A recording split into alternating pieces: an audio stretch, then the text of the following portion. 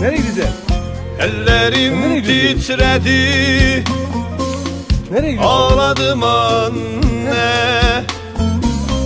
Bir sağıma baktım, Bana bak. bir sol yanıma. Yüreğim sızladı,